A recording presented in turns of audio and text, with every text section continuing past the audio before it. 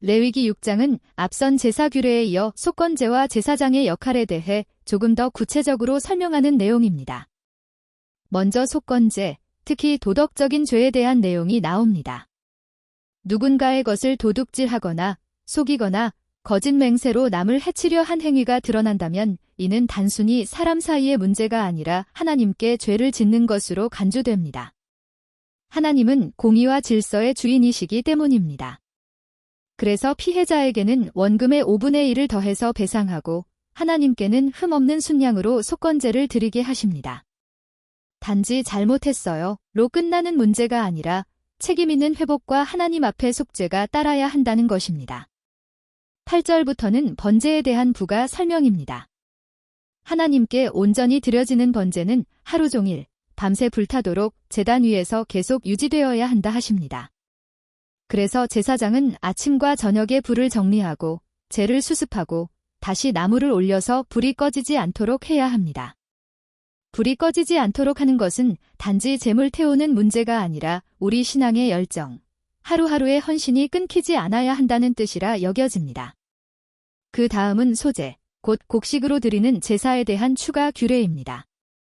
소제의 일부는 제단에 불태우고 나머지는 제사장이 먹도록 하시는데 반드시 누룩 없이 드려야 하고 거룩한 곳에서만 먹어야 한다 하십니다. 하나님께 드려진 것은 먹는 것 하나까지도 함부로 다뤄서는 안 된다는 것입니다. 19절부터는 특별한 소제가 나옵니다. 바로 제사장이 자기 자신을 위해 아침과 저녁에 매일 드리는 소제입니다. 이건 번제처럼 전부 불에 태우고 먹지 않게 하십니다. 왜냐하면 이는 자기 자신을 온전히 하나님께 드린다는 의미이기 때문입니다. 레위기 7장입니다. 여기서는 지금까지 나왔던 제사법 중에서 특히 속건제와 화목제, 그리고 제사장의 목 등에 대해서 다루고 있습니다. 먼저 속건제와 속죄제에 관한 것으로서 이 두 제사는 죄를 위한 것이지만 약간의 차이가 있습니다. 속건제는 주로 도덕적인 잘못, 예를 들어 도둑질이나 거짓 맹세처럼 다른 사람에게 손해를 입히는 죄에 대한 제사이고 속죄제는 하나님께 직접적으로 범한 죄, 예를 들어 부정하게 성소에 들어갔거나 정결례를 어긴 경우 등에 해당합니다. 공통점이라면 두 제사 모두 지극히 거룩한 것으로 간주되어 제사 후 남은 부위는 성소 안에서 제사장만 먹을 수 있다는 것입니다. 하나님께 드려진 제물은 거룩함으로 아무나 손대지 말라고, 심지어 먹는 장소, 다루는 방식까지도 정결함과 경외심이 필요하다는 것입니다. 7장 11절부터 나오는 화목제는 하나님과의 관계가 회복되었을 때 또는 감사할 일이 있을 때 자원해서 드리는 감사의 제사입니다.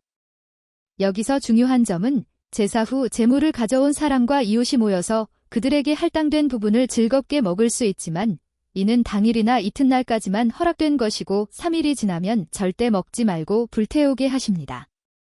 만약 3일이 지난 고기를 먹는다면 그 제사는 무효가 되고 심지어 그 사람은 죄를 짓는 것으로 간주됐습니다. 이는 하나님께 드린 제물은 그 신선함과 거룩함이 유지되어야 한다는 것을 말하는 것입니다. 7장 16절부터는 부정한 자가 제물을 먹지 말 것에 대한 경고가 나옵니다. 예를 들어 부정한 것에 닿았거나 부정한 상태의 사람이 화목제 고기를 먹는다면 그 사람은 공동체에서 끊어질 것이라 하십니다. 이는 하나님의 언약 공동체에서 분리되는 것, 영적인 단절을 뜻하는 것으로서 죄의 고백과 감사가 있는 자리에 정결하지 않은 태도는 절대 용납되지 않는다는 것입니다. 하나님은 화목제물이라도 기름과 피를 절대 먹지 말라 하십니다. 기름은 하나님께만 드리는 부분이고 피는 생명의 상징이기 때문에 먹는 것을 철저히 금하셨습니다. 7장 27절부터는 제사장의 몫에 대한 규례가 정리됩니다. 번제는 다 태워서 하나님께만 드리는 제사지만 속죄제, 속건제, 소제, 화목제 등의 경우에는 일부를 제사장이 하나님 대신 받아서 먹게 하신 것입니다. 화목제에서는 가슴 고기와 오른쪽 넓적다리를 각각 요제로 높이 들어 올려서 흔들고 거제는 그냥 들어 올렸다가 내려서 제사장이 갖게 하십니다. 거제와 요제는 하나님께 먼저 올려드리고 나서 사람에게 주시는 하나님의 허락된 은혜를 상징하는 행위입니다. 이렇게 제사장의 몫을 주는 이유는 제사장이 단순한 봉급자가 아니라 하나님 앞에 드림받은 사람임을 강조하기 위해서일 것입니다. 이제 레위기 8장의 제사장 위임식에 대해 살펴보겠습니다. 이제부터는 그동안 배운 제사법과 규례를 실제로 집행하는 실천 장면이 나옵니다. 우선 모세가 아론과 그의 아들들을 하나님 앞에 제사장으로 세우는 위임 예식을 합니다. 이 장은 제사장의 역할이 얼마나 거룩하고 무게 있는 것인가를 보여줍니다. 모세는 하나님의 명에 따라 공개적인 제사장 위임식을 위해서 온 이스라엘 백성을 회막 앞에 모이게 합니다. 이는 백성을 대신한 제사장으로서 공동체의 인정을 받고 하나님의 부르심 안에서 세워지는 것을 알리기 위함입니다. 먼저 아론과 그의 아들들에게 제사장의 옷을 입힙니다. 모세는 먼저 아론을 씻기고 그에게 대제사장 전용 의복인 에봇과 흉패, 띠, 관과 금패를 입힙니다.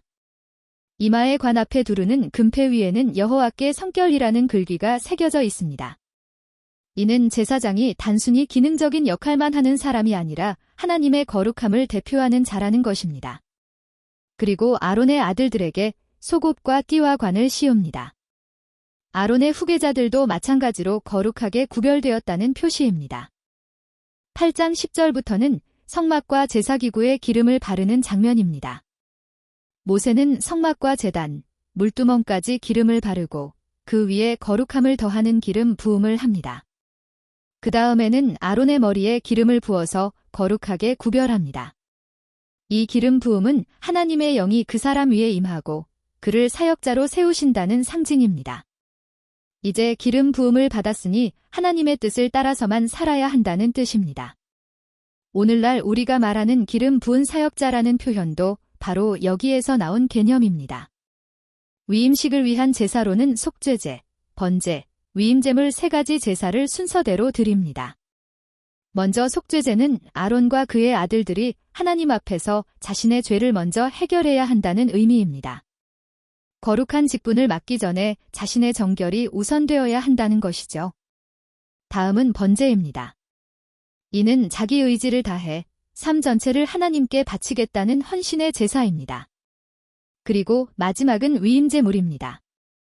이 위임제물의 피는 제단의 뿔과 가장자리에 바르고 모세는 아론과 그의 아들들의 오른쪽 귓불, 오른손 엄지, 오른발 엄지에 피를 바릅니다. 귀에 바른 피는 하나님의 말씀을 듣는 자로서의 책임, 손에 바른 피는 하나님의 일을 행하는 자로서의 정결, 발에 바른 피는 하나님의 길을 걷는 자로서의 헌신을 의미한다고 볼 수 있겠습니다. 이제 위임기간 7일 동안 아론과 그의 아들들은 회막문에 머무르며 하나님께 제사를 드리고 정해진 음식을 먹고 밖으로 나가지도 않아야 했습니다. 이 7일은 단순한 대기 시간이 아니라 하나님과의 깊은 교제를 준비하는 시간, 그리고 자기 자신을 거룩하게 지켜내는 훈련의 시간이었습니다. 베드로전서 2장 9절에서 하나님은 우리를 왕같은 제사장이라고 하십니다. 즉, 오늘날의 우리도 하나님 앞에서 정결함을 회복하고 삶 전체를 하나님께 헌신하고 하나님의 말씀을 듣고 행하는 삶으로 살아가야 한다는 것입니다. 마지막으로 레위기 9장 말씀입니다. 아론과 그의 아들들이 위임받은 지 7일째 되는 날, 드디어 공식적으로 제사장의 일을 시작합니다. 그동안은 모세가 모든 제사 업무를 수행했지만 이제는 아론이 실제 제사장으로 하나님 앞에 서는 것입니다. 그리고 이날은 단지 의식의 시작만이 아니라 하나님의 임재와 영광이 이스라엘 가운데 실제로 나타나는 날입니다. 이제 아론이 제사장이므로 모세가 아론에게 속죄제와 번제를 준비하게 하고 백성들에게도 속죄제, 번제, 소제, 화목제를 준비하게 합니다. 아론은 먼저 자신을 위해 첫 번째로 속죄제와 번제를 드립니다. 이 순서는 중요합니다. 속죄가 먼저, 헌신이 그 다음인 것입니다. 일주일 전 위임식 때에도 드렸지만 오늘도 자신의 죄를 먼저 해결받는 속죄제부터 시작해서 백성을 위한 제사를 드립니다. 아론은 백성을 위해 염소로 속죄제를 드리고 나서 번제, 소제, 화목제를 순서대로 진행합니다. 이것은 레위기 앞부분에서 규정한 제사 순서와 정확히 일치합니다. 즉, 하나님께 나아가는 길은 죄 사함, 헌신, 감사와 교제라는 과정을 거쳐야 한다는 것입니다. 주목할 점은 이 모든 제사를 이제 모세가 아닌 아론이 주도하고 있다는 점입니다. 아론은 이제 진짜 제사장으로서의 사역을 시작한 것입니다. 아론은 제사를 모두 마친 후에 백성에게 손을 들어 축복합니다. 그런데 그 순간 여호와의 영광이 온 백성 앞에 나타났고 불이 하늘에서 나와 제단 위에 제물을 태워버리는 기적이 일어납니다. 이 장면은 구약에서 자주 나오는 하나님의 불의 임재로서 하나님께서 그 제사를 받으셨다는 증거가 되는 것입니다. 그런데 하나님은 이렇게 받은 번제단의 불을 항상 피워 꺼지지 않게 하라고 3번이나 명령하십니다.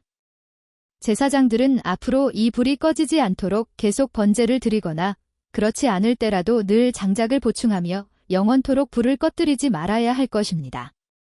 이 불은 하나님이 친히 내리신 거룩한 불이며 모든 제사의 시작점이자 중심이기 때문입니다. 또한 인간의 죄가 끊이지 않기 때문이며 그 죄를 속죄받는 제사도 중단되지 않아야 했기 때문입니다. 하지만 이 끝없는 제사들은 결코 온전한 속죄를 이루지 못했습니다.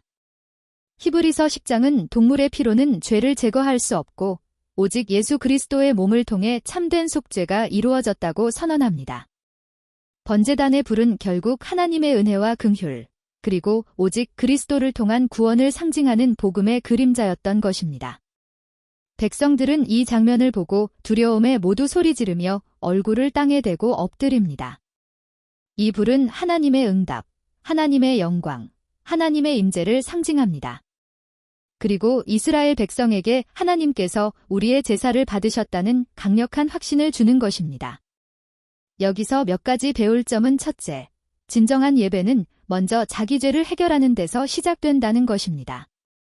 둘째, 하나님께 나아가는 예배에는 순서와 규례가 있으며 그분의 방식에 따라야 합니다. 셋째, 하나님은 참된 예배에 응답하시며 그 영광을 직접 나타내신다는 것입니다. 이 장면은 오늘날 우리가 드리는 예배가 얼마나 거룩하고 중요한 것인지를 알려줍니다. 우리도 예배를 드릴 때는 하나님의 임재를 기대하며 우리의 죄를 돌아보고 삶 전체를 드리는 헌신으로 나아가야 합니다. 그럴 때 하나님은 오늘도 우리의 예배를 기쁘게 받으시고 불로 응답하실 것입니다. 시청해 주셔서 감사합니다.